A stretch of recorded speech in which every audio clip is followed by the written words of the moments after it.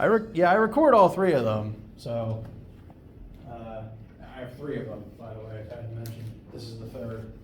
So if you want to see me be interrupted by hiccups every 30 seconds, that will exist on the internet.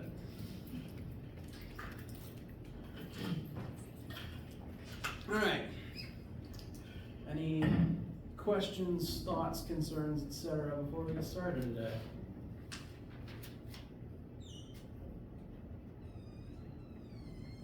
All right. Now today we are going to look at an additional new type of force, namely friction. I said on Friday that this week's lab would be about tension, and I have since changed my mind. This week's lab will instead be about friction. So today we're going to cover everything you're going to need to know about friction before that. Now friction is pretty much omnipresent in our lives on Earth, so you should have a pretty good frame of reference for some things about it. And again, I'm going to try to be comparing the stuff I'm talking about today to the stuff that you've already noticed. You may have already noticed that friction is kind of a big pain in a lot of cases. It is very much both a blessing and a curse. It's a blessing in that it keeps us from sliding all over the place all the time, which is nice. I like functionally not being on roller skates 24/7. The problem with friction is that it is everywhere, slowing everything down all of the time, and it is slowly killing the universe and marching us towards heat death. I will elaborate on that later. For right now, the main definition for friction you should be concerned with is that it is a force that opposes motion. Whenever an object is trying to move either across another object or through a fluid, also made out of matter, there is a force created by the secondary object that tries to stop the first object from moving across it or through it. So, to come over here, let's say that this is a box, and we're going to try to push that box to the right. I forgot my directions for a second there. Bless you. We're going to push this box to the right, and this box is going to slide across the floor. Now the floor is made out of matter, just like the box, and secretly, the floor sees this about to happen and says, no, the floor does not want this to happen, so the floor creates friction to try to stop it. If the motion is going to point to the right, the force of friction from the floor is going to point to the left. Main things to note here, friction opposes motion, so whatever direction the motion or potential motion is going to point, friction points in the opposite one. And two, friction is always created by the surface you are sliding across. So from the box's perspective, friction is the floor trying to stop it from moving. Questions so far? Okay. Now, this happens with pretty much every interaction between matter. If two things are touching and motion tries to happen, friction is going to spring into existence to try to stop it. Either stop it from starting in the first place or slow it down if it already is happening. And we can't avoid that. Friction is so omnipresent that humans are more accustomed to it existing and slowing things down than not. Because secretly, all matter wants to keep moving in a straight line, right? We talked about that with Newton's first law. Objects in motion want to stay in motion. So if I roll a wheel across the ground, that wheel wants to go forever, indefinitely. But friction is always there to stop it. Every motion you've ever observed on planet Earth, friction has been present to bring that process to a stop, even though in a frictionless world, it would just go indefinitely. So technically, going forever is kind of the natural state of things, and friction exists as an interference. That's one way to think about it. Yes? Is air resistance considered friction? Yes, air resistance and also water resistance are types of friction. Because whenever you move any part of your body through the air, that is matter that you have to push out of the way. And so when you physically feel, like if you just do this, when you feel the wind bristling up against your arm hairs, that is the force from the air working against your motion, because you don't feel it when you're not moving. So yes, air resistance is a type of friction. Sometimes I'll just call it air friction for that reason. And we're not really going to bother calculating that in this class, just because most of the time it's too small to worry about, and when it is big enough to worry about, it is a pain in the butt to calculate, because it depends not only on current speed, but air density, air temperature, the shape of the object. So we're not going to calculate air friction in this class. We're going to stick to just surface interaction friction. But it does exist, and it is even more of a pain than surface friction, just in terms of math. Did I answer the question? Okay. Yeah, that's a type of friction too. Now, I mentioned friction's a big old pain, and you've dealt with it your whole lives. Do you know why it happens? Do you know why the ground would go out of its way to create this leftward pointing force to try to keep you from sliding across it?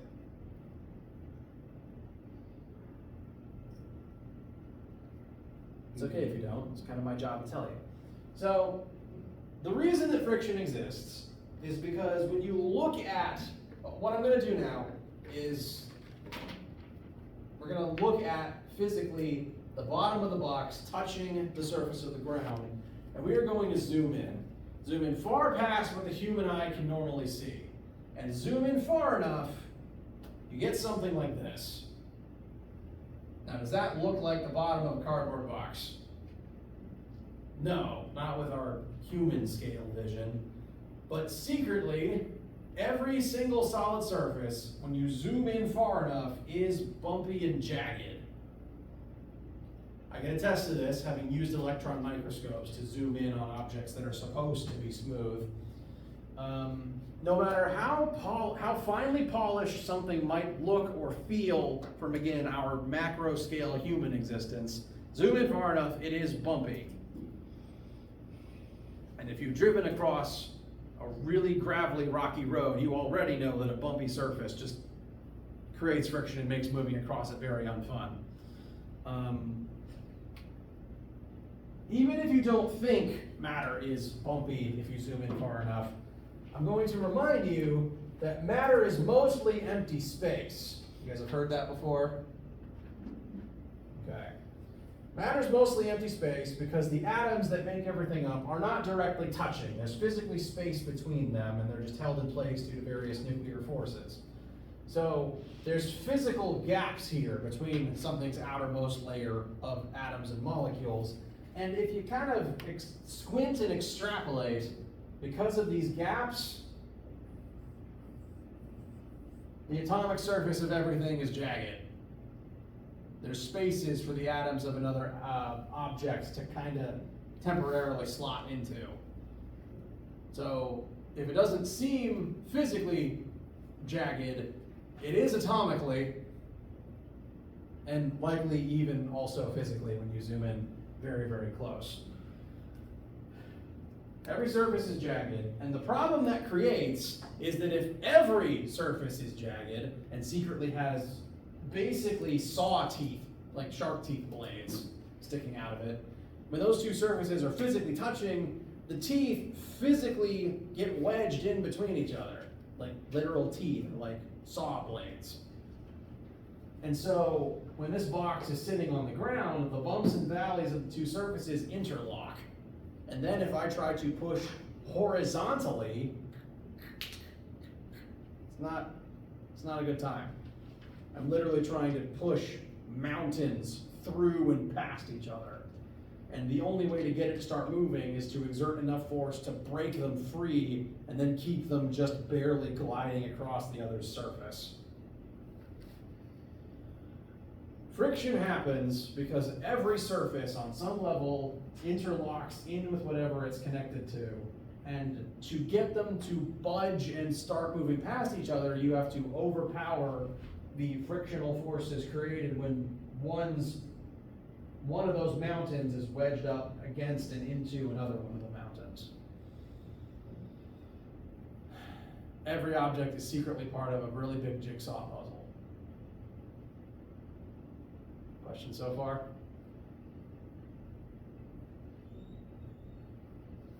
Okay. Now, that force of friction interferes in our lives and causes things that would normally move forever to eventually stop. It could even stop things from beginning to move in the first place, as is the case with, your rubber-soled shoes on the floor when you're just trying to stay still. Force of friction will always spring into existence to stop motion from beginning, or failing that, try to slow it down while it is continuing to happen. So that's where it comes from. And again, it's a pain because it's everywhere, which includes inside your own body. Question? Okay. Part of, and I'm not a biologist, I'm talking mostly about the mechanics of this. Part of the reason you get tired is because there is friction inside your own muscles. Again, not a biologist, but muscles are made up of various fibers that tend to expand, contract, and slide across each other, right? You overheat because there's forces of friction between your own muscle fibers that slow you down and take energy away from you, pointlessly slowing you down and pointlessly warming you up until the point you overheat and need a nap. So, friction's everywhere. Big old pain. Now, how do we calculate it? This down here is the formula for force of friction, but I've rewritten it here in terms of what you're going to see on your formula sheet. F sub F, force of friction, is equal to normal force times mu. Now mu is a new variable, this thing. It is the coefficient of friction, and I will explain what that means, I promise. I want to address the normal force part first, though. Force of friction equals normal force times mu. Why would normal force be there? What does normal force have to do with friction? Well, normal force is opposing or perpendicular. Actually, it's opposing the direction that objects want to go. Well, if this is our picture, we're pushing to the right, friction points to the left. What direction does normal force acting on this box currently point? Up. So it's not in either of the axes of the motion itself, but this does still play a role. And it plays a role here.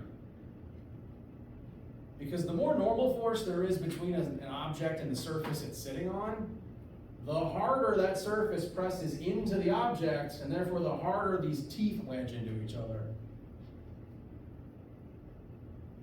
So you're absolutely correct. The axis of normal force is very important. Even though it's not in the x-axis, it's still contributing because it is adding on to the thing causing the normal force in the friction in the first place. In this drawing, the frictional force might point in the x, but it's actually created because of the y. And we use normal force for this because that's a measurement of specifically how hard two things press into each other, kind of separately from the weight of the object, since normal force doesn't necessarily match weight every single time. It's a better measurement of how the surface itself pushes into the other surface.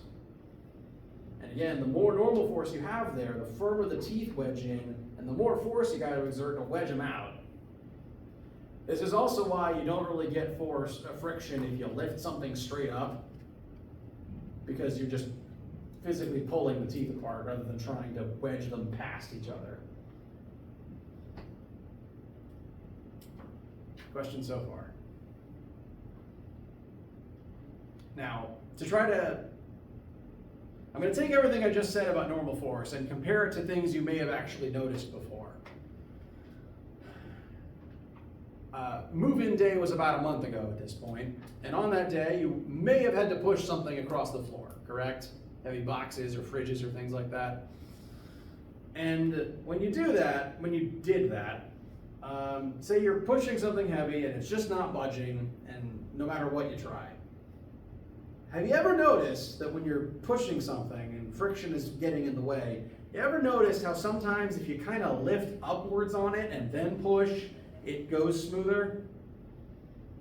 You don't even have to like get it off the ground. You don't have to carry it, but lifting upwards slightly makes it easier to actually get it to slide. That is again because of this. Because when you lift upwards, even if you aren't fully lifting it, like you're not getting it off of the floor, you're reducing the normal force the floor has to exert on the object, right? The object's weight doesn't change, but if you are lifting upwards, you're kind of taking some of the burden off from the floor. And that means the floor doesn't have to press as hard to support the weight of the object, and normal force drops. If normal force drops, force of friction drops. Notice how they're in the same position on the other side of the equals sign. If normal force doubled, friction doubled, and if normal force gets cut in half, friction gets cut in half. So again, lifting upwards on something makes it easier to get it to slide. And the inverse of that would be if your jerk roommate sits on the thing you're trying to push, that's going to increase the normal force and make it harder. I hope you don't have that experience. Sound consistent with your observations of reality? All right.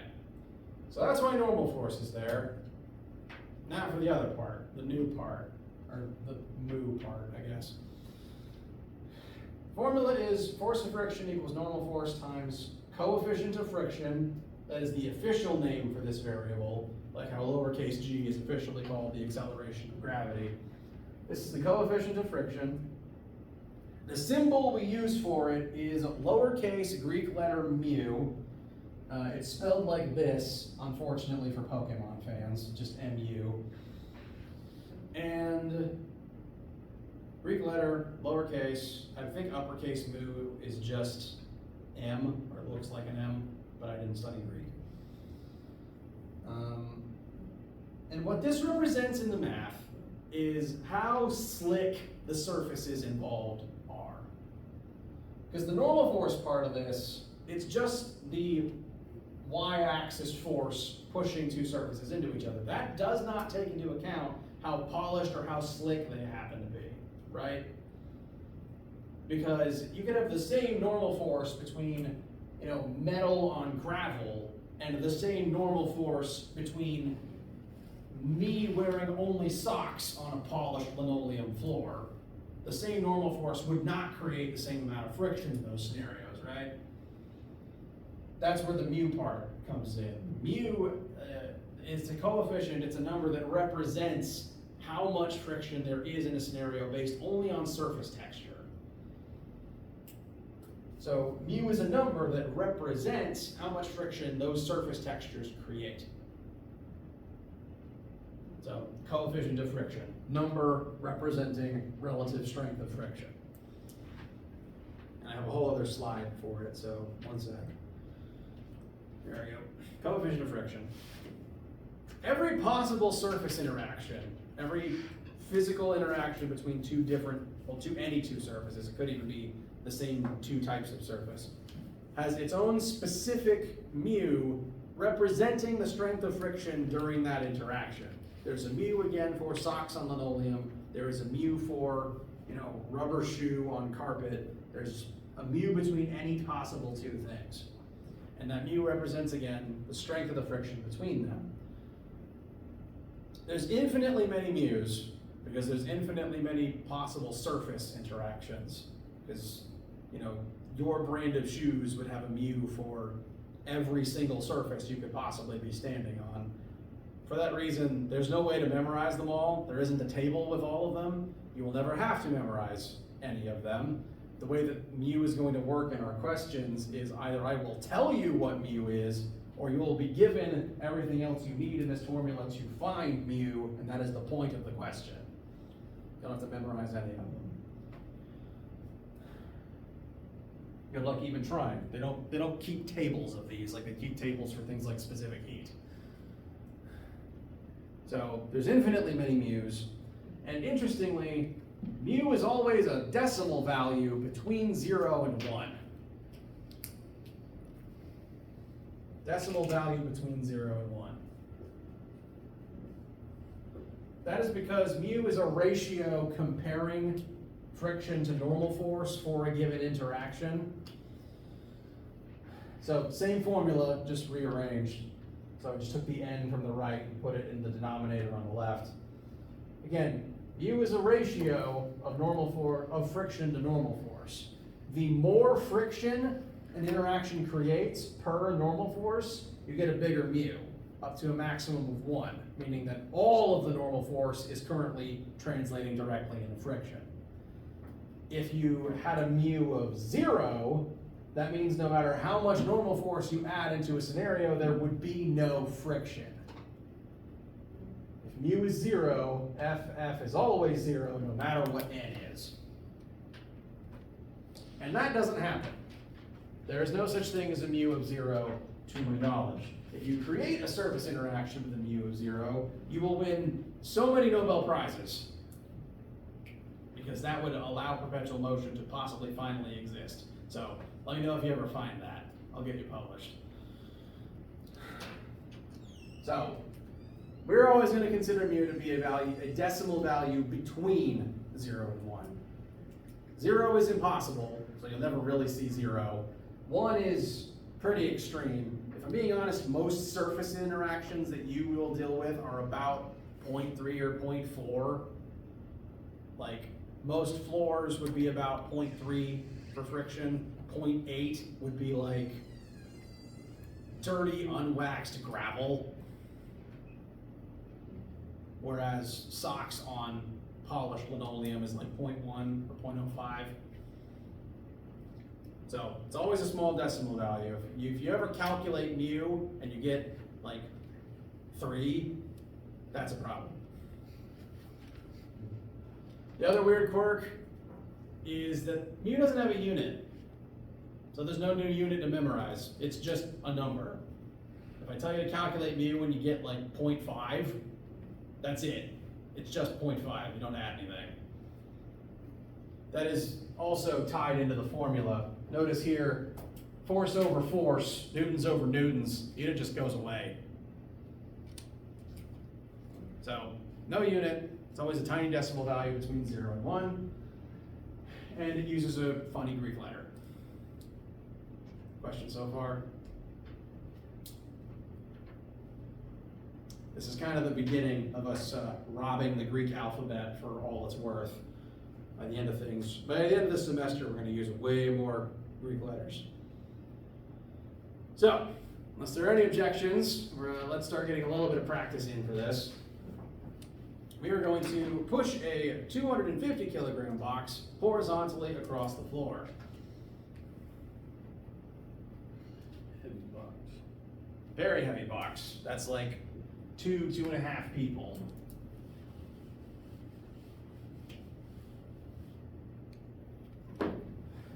Maybe like 5 really small people. So here we have box. We're going to be pushing it with a horizontal force of 1,000 newtons. And I want to kind of set the stage for the initial parameters of this question. The way that friction commonly works, if it's trying to stop motion from ever beginning, is it tends to ramp up to a certain maximum as is required. So here we have matter on a surface. Currently there's no friction because there isn't any perspective motion here. But now I'm going to apply a little bit of force. It's not a lot, it's just a tiny bit. But I am pushing on this, and it's currently not accelerating. It's not accelerating because a tiny amount of friction from the surface has activated to counteract what I'm doing. And that friction has a certain maximum value that it could reach. Right now, it's not at that maximum because it doesn't need to be. Say it could exert a maximum of 10 newtons, and I'm only pushing with 1 newton of force. It doesn't need all 10 newtons, so it's only going to use 1. If this thing was pushing with 10 newtons and I only pushed with 1, then it would start accelerating this way, right? And that just doesn't happen. Friction never causes things to move. That's very antithetical to its existence. So friction has a certain maximum that it can reach, and it only ramps up to it as needed. If friction between these two objects can exert a maximum of 10 newtons, it will exert anything from 0 to 10 to counteract whatever I try to do with it. And so in this moment, just to set the stage again, the people pushing this box are exerting up to a maximum of 1,000, and that is right at friction's breaking point. If they exert one more newton, it's going to start moving. So we are right there at friction's breaking point. It hasn't started moving yet. Any ounce more effort and it will, but it hasn't happened yet.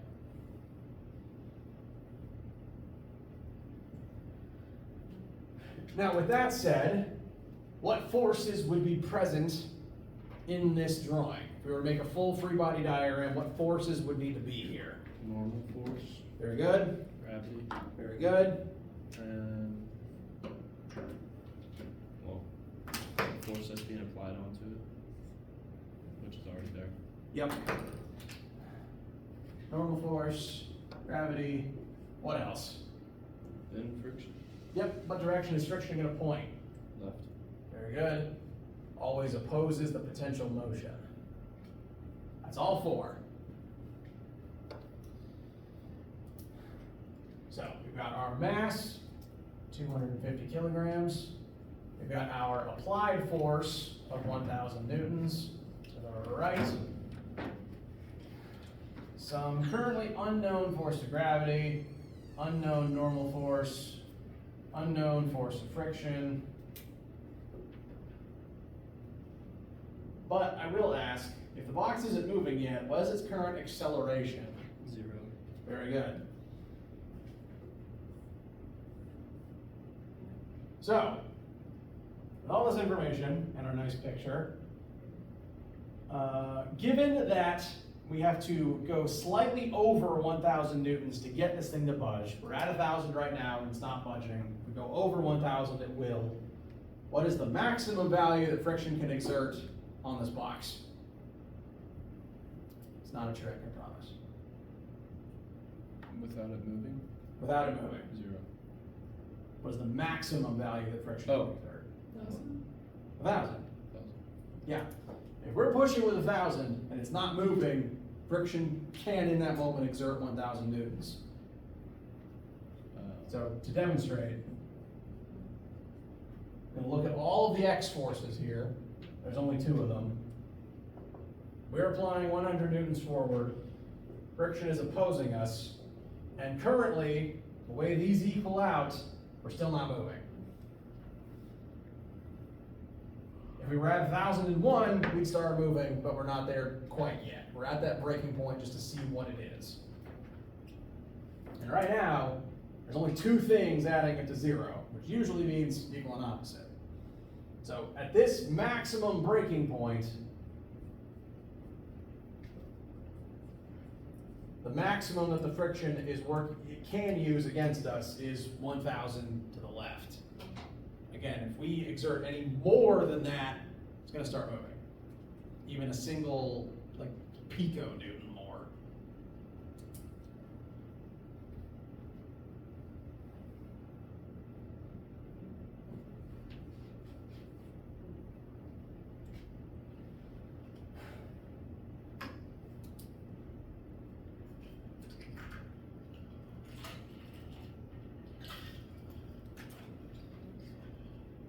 So that is the maximum value that this amount of friction can exert on this box.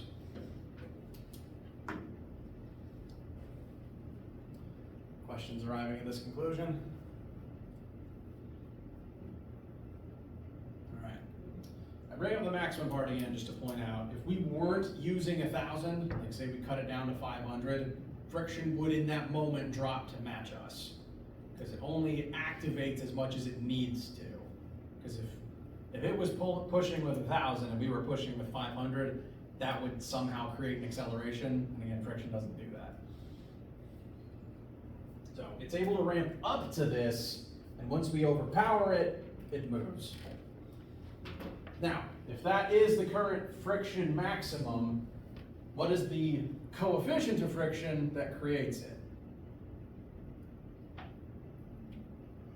Or rather, what formula do we use to find it? Force of friction equals normal force times mu. Yep, it's the only one with mu in it, and I don't think any other formulas is ever gonna have that letter in it for this class. So, we know force of friction, we want mu, we need something for normal force first.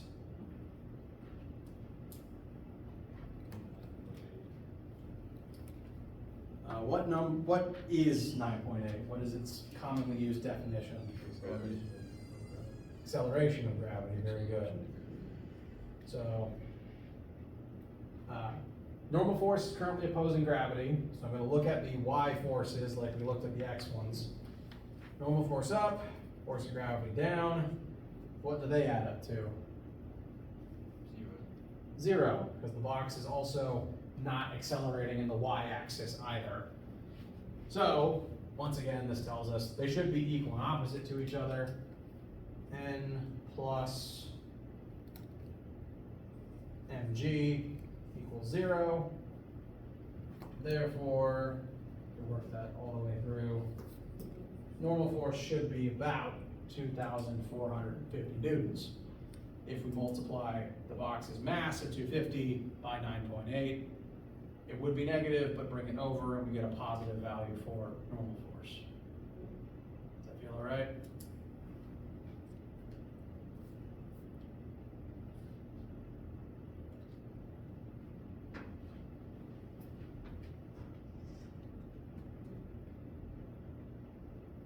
All right. So if that's our normal force, we can take that number and use it over here. Negative 1,000 equals positive 2,450, excuse me, times mu. So we're going to find a value for mu. I just want to quickly address a quirk with this, another quirk with this formula. It's a very quirky formula. This is one of the only formulas that intentionally has you plug in something in the x-axis and something else in the y-axis. This formula bridges axes. It's one of the only ones that does that on purpose, or by design, rather.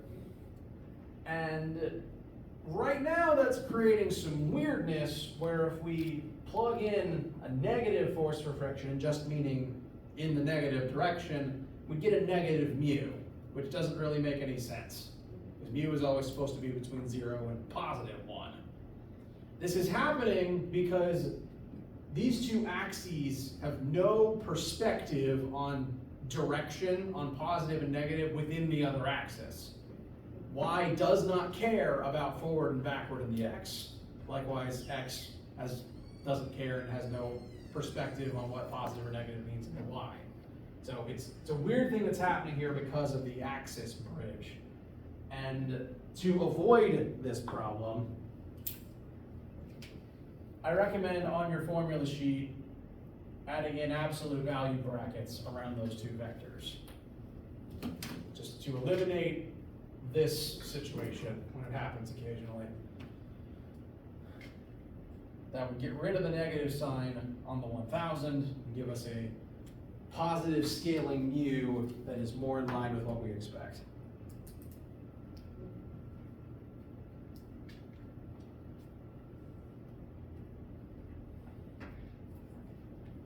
So mu then would be positive 1,000 after the absolute value brackets over 2,450. And if my memory serves, that comes out to about 0.41. Does that number make sense given what I said earlier about this value? Yeah, it's a decimal value between 0 and 1. We worked it such that we got a positive number out. It's literally a pretty average amount of friction. We haven't said anything weird about the box or the floor. It's just normal levels of friction. 0.4 is pretty normal for mu. And what is the unit for mu? Nothing. Nothing. So we add nothing, it's just the number. It's about the only time in this class that'll happen. And so that's it. That's the mu. That's the coefficient of friction. How you guys feel? At least one thumbs up. Any objections? Complaints? thinly veiled threats, I don't know. All right. Now, there's one last thing I want to talk about today, and this is the weird part. This is the part of the lab this week is actually going to be about. I kind of skimmed past it. It was written on the other slide. There are two types of friction. And therefore, there are also two types of mu, two types of coefficient of friction. Those two being static friction, and then separately kinetic friction. So here, whoops. Force of friction static equals normal force times mu static. And then separately, force of friction kinetic equals normal force times mu kinetic.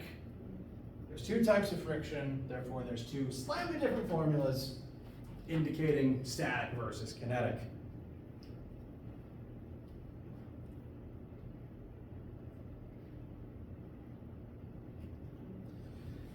Now, why might there be two different types of friction?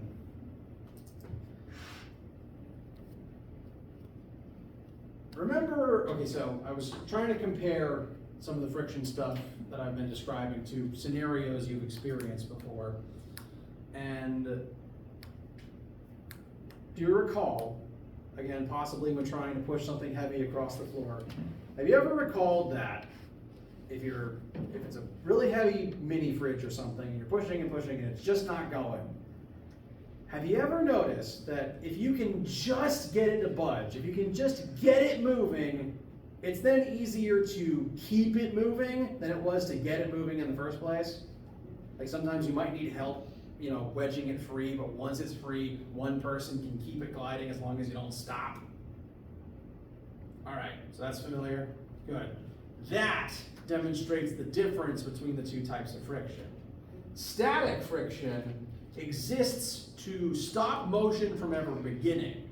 And it happens because the rough peaks and valleys on all object surfaces are locked into each other. So if you're not currently in motion, those things are as wedged as they're going to get, and then it's a real pain to try to break them free. But if you can overpower the maximum amount of static friction and wedge them loose, you can then try to keep them moving. And as long as they're still moving, they don't have time to fully wedge into each other. Meaning that as long as they keep gliding, it's easier to keep it moving than it is to stop and start it again. That is the difference between static and kinetic. Static friction is the stronger type that tries to prevent motion from ever beginning. Kinetic is the weaker type that takes over once motion has started. And it is weaker because, again, there's not as much time for these things to lock into each other as long as you keep the object in motion. Again, it was easier to keep the fridge in motion rather than stop it and let it start again. Does that sound consistent so far with your observations? Okay. Now, if you're having trouble remembering which is which, I will point out that the word static means stationary. If something is currently static, it is currently stationary, whereas the word kinetic literally means in motion, like kinetic energy. If you have kinetic energy, you're moving, whereas if something is static, it is currently not moving. Fun fact, static electricity is called that because there's no current, there's no motion prior to the spark. So the word static does mean stationary in all contexts. It's just, most people think of it as only an electric thing, but it's not.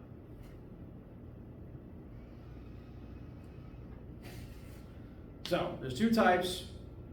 The force of static friction is always greater than the force of kinetic friction, and as a result, the coefficient of static friction is always greater than the coefficient of kinetic friction. So with all this information said, which of the two types did we find over here? Static. Static. The box wasn't moving yet. So all the math we just did was for static friction. And so I'm going to make a slight change. I recommend you do this in your own notes. I'm just going to add S's to all the friction terms, both the forces of friction and also the mu's. Mu S was 0.4.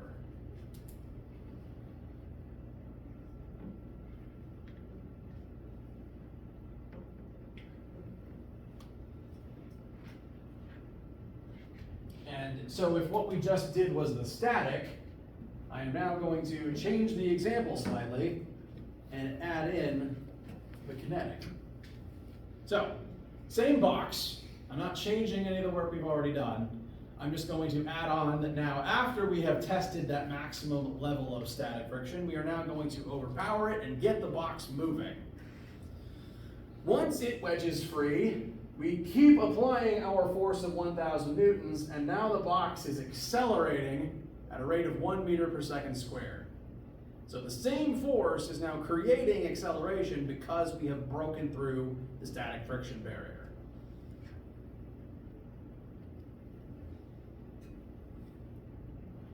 So, we've already done the static friction and the static mu. Now we're going to find the kinetic ones. And the process is very similar. The main thing is just that we're moving now. In this specific case, the acceleration isn't zero, which means the net force isn't zero. So our applied 1,000 and kinetic friction aren't going to add up to zero anymore. So I'm going to, in your notes, I would write it again. I'm just out of boardroom, so I'm just going to change this to demonstrate the difference. Again, you should write it a second time. I'm just showing the transformation.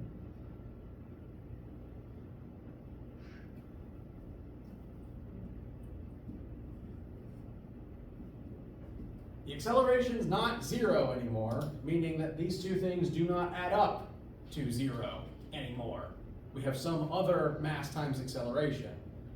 So instead of zero, it's ma, the m is 250, and the a is 1. Therefore, kinetic friction would be 250 minus 1,000. So kinetic friction is 750 newtons to the left, which is weaker than the 1,000 we had for static. So that is consistent with what I was saying earlier. Questions thus far?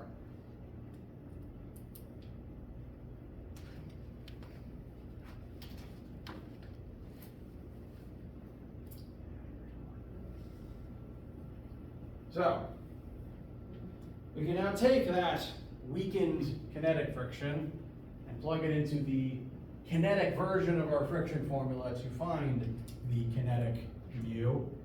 So instead of 1,000, now it's 750 equals 2450 times mu k. Mu k therefore is 750 over 2450, which comes out to about 0.3, which once again is still weaker than its static counterpart.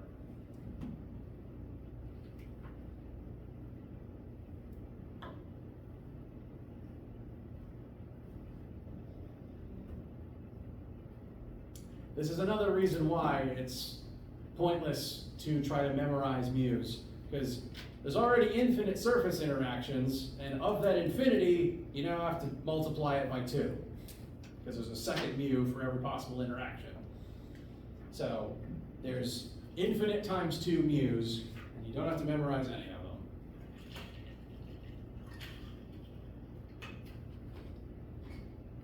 The only thing to remember is, again, the comparison of kinetic always being weaker than static. So if you calculate mu and you get 3, that's a problem. If you calculate mu and mu k is bigger than mu s, that's also a problem. How do you guys feel? All right. Lab this week will be about investigating this and comparing and contrasting the friction types. So that's pretty much it for today. How do you guys feel? least one thumbs up, slight nodding, good to see. All right, let me know if you have any questions. Bring these notes to lab whenever you have it, and have a wonderful day. Happy Monday.